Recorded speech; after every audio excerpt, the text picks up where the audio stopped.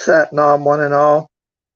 This is due with another Seder Square presentation. I am going to be talking about what I call wave reading in order to get some prayers and mantras out of each line. You'll see what I mean here. So we're going to take the first word, Sator or Rotus. We're going to start with the T, and we're going to wave back and forth from the T. And let's see. So you can see what I mean. So, bring up your own Seder Square to look at while I'm explaining this.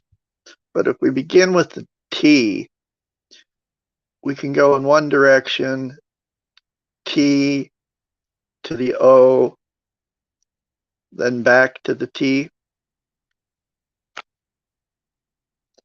T, O, then return to the T. Then we're going to go in the other direction, wave left from the T to the A and back to the T. Okay, see what I mean? We're going to wave to the right one space, then back to center, wave left one space, back to center. Then we're going to wave two spaces to the right, back to center, wave two spaces to the left and back to center. And that's going to give us a phrase that we can contemplate. And in this case, if we do it in one direction, it's going to give us tu tot o rota sat, or we could double up that T, T-O-T, and then T-A-T, so tot, tot, rota sat. And we can interpret this, however you feel. But to is towards, tot is that, thusness, suchness. The Buddha is Tathagata, the thus gone one. We could also read T-O-T as Thoth, the Egyptian god of knowledge, which, relates to suchness and thusness. Rota is wheel or turning, you turning, and Sat is, the Vedic term for truth. So we have a lot of truth in suchness turning around in that first Seder if we read it from the middle T and wave back and forth. And if we go in the other direction, we can get tot, o, tasa, toro. And tot, again, is that, thusness, suchness. And O, I'm just using as, the interjection. Oh, wow. All right. Tasa, we take the T and we sound shift it to a D. And we got dasa, which means servant. And Toro, we can get Torah out of that. All right. And it's interesting if we look at the square, how we have Om Tat Sat, one of the biggest Vedic mantras we can get in that left SAT portion, because the N, remember that N, the center, the core of the square is an oming. That N is, that wave continues to an M. It's the Om vibration, Omkara. And when we wave from the T to the A to the T, we have Tat. And then when we got, SAT right there, we have Om Tat Sat. And if we want to, expand it more, we can get Om with the N, Tot Tat. Again, Tot is Thoth, Thoth, Egyptian god of knowledge, Tot suchness, and then Rot is again wheel, and Sat is truth. If we can even expand the Vedic mantra Om Tat Sat with Om Thoth Tat Rot Sat. I hope you're following along here. All right. So we're going to keep waving. We're going to take a repo or opera, and we're going to use that to wave back and forth. So the E is going to be where we start. So we go E, one direction to the right, back to center, one to the left, back to center, two to the right, back to center, two to the left, back to center. Okay, that's going to give us a few readings. Epe, re, pope, rare. Okay, so we could read this as Epe could be a sword. Re is obviously, the sun god, Egyptian sun god. Pope is father. Rare is rarity.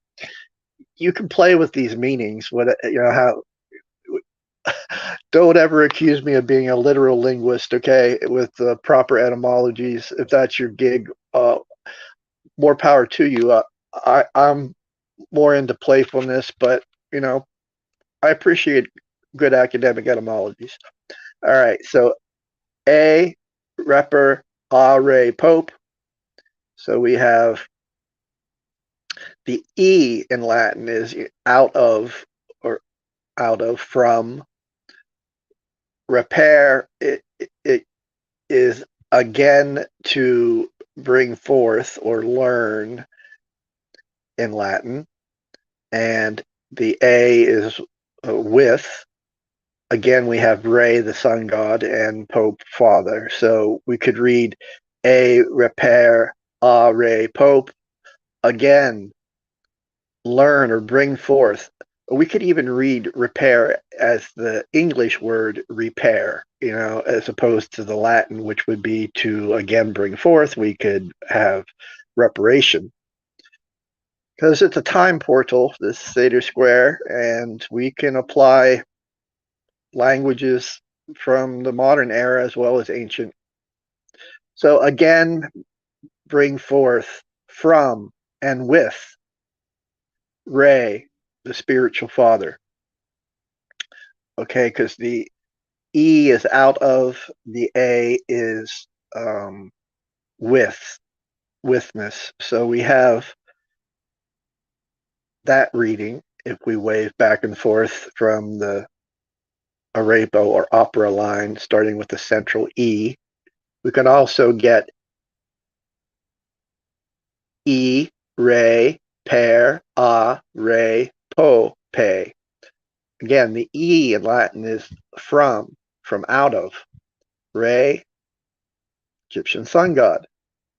Per is through, a most significant word. As an aside, they say that St. Francis's Canticle of Creation, the most important word in that is per. Deeply packed, significant phrase. So we could read that as from Re, through Re, light open. The A in Latin can be a through. The E is from. So we have from Re, through Re. PO is PHO, light, faux. Pay, I'm using here as open. And I'm getting that a couple ways. We have the Tibetan pay, which is usually spelled PHAT, but it's pronounced pay at the end of certain mantras, which is like an exclamatory, energetic opening. We also have the pay as the name of the Hebrew letter for P, and it means mouth, and it's an open mouth. So that's how I'm getting this, from Ray through what Ray, light open in that line. You can mine out your own gems here. Just trying to explain this wave reading technique from the center. All right. Taking the next line, 10A. Again, we're going to start with the central N. wave back and forth. We can get nen, en, et, none, which is the nen. The en means to look. Can also mean come in Latin. The et is and. Again, we have look. Ete, I'm just using not Latin, but just Old English and Germanic roots for eat. And then we have none, the fish, or letter N, Hebrew, it's the fish with sacred symbol that we're eating none, which is the great void of fullness and nothingness. All right, so that's one reading. We can also get, we drop down n, na, net, n, et, n. So we have nanine. Okay, so none, the primordial father of the watery void from which all creation emerges in Egyptian cosmology and many cosmologies. The ene is a feminine ending, so we have a nanine. And I'm reading net as neath. In the Egyptian cosmology, Neith comes out of Nun, and Neith is the mother of all the gods. And we have this calling, this invocatory en et en. Again, en in Latin, it can be behold, or it can also be an invoking to come, to look, or to come. So we're calling on the great goddess, Nanine, we could call her, or Neith. Come and come. This come and come is also used in the Lord's Prayer in Aramaic when calling for the kingdom to come. It's te malkuta, and the te in Aramaic is the invocative, and it's te, come. And so on the other reading, I'm using this te from Aramaic. So we have en, or the nun, the central, father of all the deities. None. Look. Come. That's what the en. Look, come. And then the e, it's out from. So we end that with te, ne, te, en. Again, te, that's Aramaic. It's just a different way to say in Latin the en. And so the ne, it can be a negation in Latin, but it can also be the opposite of a negation, an emphasis on truly or really. And that's how I'm using it here. Te, ne, te, come. Really, indeed, truly come. And then we're calling on en. And, en can be the holy name, can be Narayana, can be the numinosity, whatever you want n to be. It's the core of the square, so you can contemplate on its meanings for you. But it's very interesting when we wave back and forth from this 10a using the n as the starting and ending point, we get calling out a deep invoking and repetition to come, truly come. All right. I hope you guys and gals and non-binaries and everybody is following along at home. Okay, or making a mindful effort anyway to understand my word nerdery here.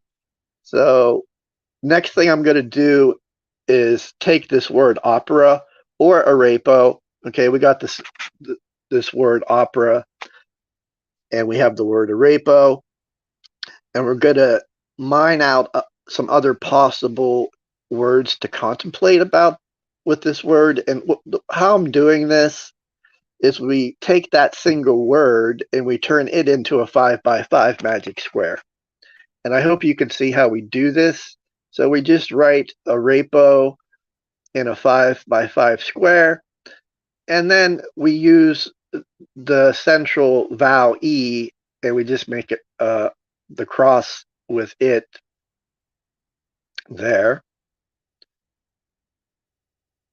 And when we do that and we just align the letters, we're going to get two more words. We're going to get RAEOP, and we're going to get POEAR. You can see that on the second and fourth line there. So we have two other words to play with to amplify what the meaning of opera in a rapo are. RAEOP and POEAR. I'm not going to make this video too long by explaining all the possible readings you can get from RAOP and POAR, but I may do that another day, or you can look on my blog. So there's also another way to do this here. We just, instead of aligning the vowels, we switch them around, and we can get two other words, ROEAP and PAEOR. Again, I'm not going to be giving my amplifications of ROAP and PAOR in this video. I'm just trying to explain how we can use a term from the square and mine out other meanings for it. I'll do the same thing for Sator and 10A, or it's already on my blog, but I just thought I'd do opera here. And what else do I have? Okay, concerning this opera. So we look at this opera in a rapo line. I wanted to point out we can begin that first vowel letter by using, like, take a rapo. We can start it with an S, sa rapo. We can start with the T and curve around, ta rapo. We can even reach around to that R and wrap that R around and get ra rapo. Okay? So we could do the same thing for opera. You know, we can take opera, we can add the R in front of it because it's curving there. We can get ropera. We can curve from the T and get topera, or we could reach around and get sopera. All right, and when we do this, when we have these terms, we can get further insights into the term by adding an initial consonant to that vowel and playing with it. I wanted to show some things that you might not see initially when you look at opera or a rapo. You might not see this, but we can find Europa, who of course in the European mythology is the bull, we have a cow symbol in Europa, and we have the same bovine symbolism in the Vedic culture with the wish-fulfilling cow Surabhi. So I hope you can see how in the word opera, we can find Europa. It's from this arapo. Take the word arapo, and it puns into your opa. We're just punning with the letters sequence. You see in Europa, the R and the P are there just like a rapo, and we're just doing some vowel punning because the vowels are all connected and swirling around this square here, so we can substitute and we can find Europa in Arepo. And similarly, like I said, we reach around and grab that S, and we have a saw repo. We can read Surabhi directly into that. Okay, because remember, P, that can sound shift into a B or a BH. So that's how we're getting Surabhi. And you can look up Surabhi. Again, it's a wish fulfilling cow. Another interesting east and west treasure, a literal treasure deity we can see here in opera is Kubera and Kepri. Kubera, again, we got a Vedic deity of wealth, in the Vedic religion. And all we're doing there is we're shifting the P to a B, perfectly fine. And we're hardening that S to a K, perfectly fine. And we're keeping the R. So with that word saw, SOPRA, we're using that as the base here for Kubera. Sopera can be punned into Kubera. And again, we can take that SPR and pun it into Kepri, because Kubera and Kepri, Kepri is the Egyptian deity of treasure. And it's right there in SOPERA with a little punning around. You can see Kubera and Kepri. Treasure in the field of the Seder Square. All right. Some other miscellaneous things here, just with the OP and the PO. OP, obviously, it's going to be referring to Ops, who's the goddess consort of Saturn. I have it misspelled there on my blog. Saturn. Okay, I'll go fix that.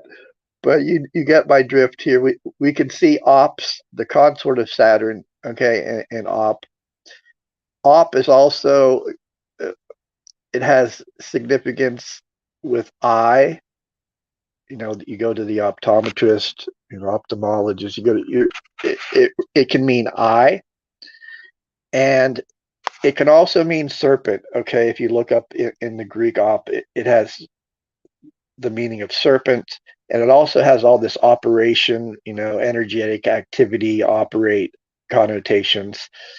And if we reverse that into PO, it's just interesting because, well, what does the light behold? What are these fiery serpents, the seraphs? Again, Serapo, Serapo, we got the word seraph right there, SAREPH, seraph, fiery serpent, serpent of light.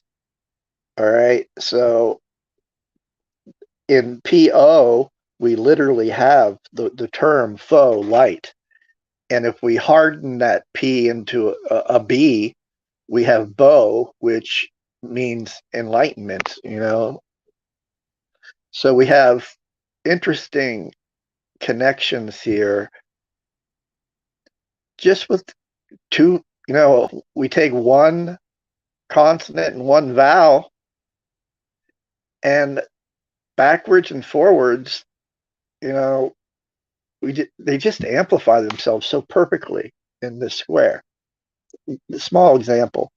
All right, I want to conclude, don't want to make my videos too long, with just two Latin phrases we can find in the square. One, dom spero, while I breathe, I hope. While I breathe, I hope. All right, well, how are we getting that from this square? Well, remember, T can shift into a D, and N can shift to an M. All right, and then we already have the SPR sequence here. We just start with that S and go over to the OPER. We have an SPR sequence right there. The TEN is the DUM. Okay, that's where we're getting dumb. The while and the breathing and hoping, the SPR. Hope you can just see how that wraps around. Again, take the T. The OO turns into a U, and we can actually just take TOO and then return to the center to get dumb. We take SOPERA and